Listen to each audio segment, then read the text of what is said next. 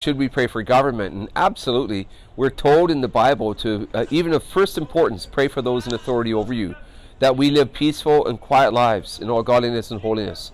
This is good and pleasing to God, who desires all men come into the knowledge of the truth. So I see praying for government absolutely linked with the gospel, with seeing God bring transformation to our nation.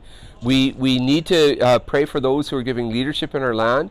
We mustn't just assume that well, I hope they have wisdom, or that they'll make decisions that they learned in universities. No. We need to pray for government that they'll have God wisdom, that they'll have decisions that are based on not just what they can think up, but God intervening in their lives. And I am actually one who even believes that a non-Christian member of parliament can actually receive divine wisdom in the decisions that they're making, because people are praying for them.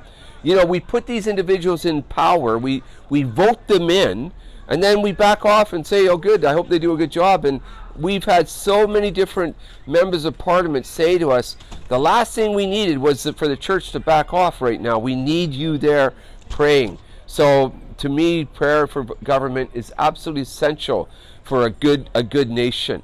When one leader used to say to me this, he says, Rob, we'll have the government we pray for, and or that we don't pray for. And so that's essentially, listen, we need to get really on target with this one and press in, because we want good government. We need to pray for good government.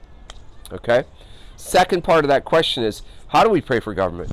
Well, that's it's a big question, but we need to understand that God has a plumb line of what he expects government to do, that there is a care for a nation, that over the boundaries of that sovereign nation, God has put those in place who will bring fairness and justice and order to affect every Canadian citizen.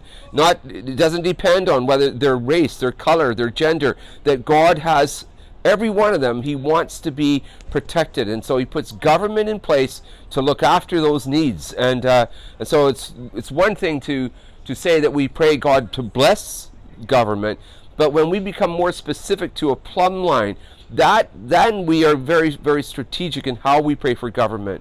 So when we see government overstepping its bounds, and now saying that it's that they would come against a person's freedom of religion, or they're making it mandatory that a parent cannot be involved in their child's education.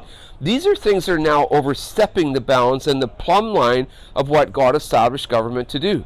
God has established the government to bring fairness and justice and order into society. He's established the church to bring a moral plumb line to society, and we must not look to government to establish that moral plumb line. It's we, the church, who establish that to affect society, and as we affect society, we bring transformation to government. One last thing I would say about that.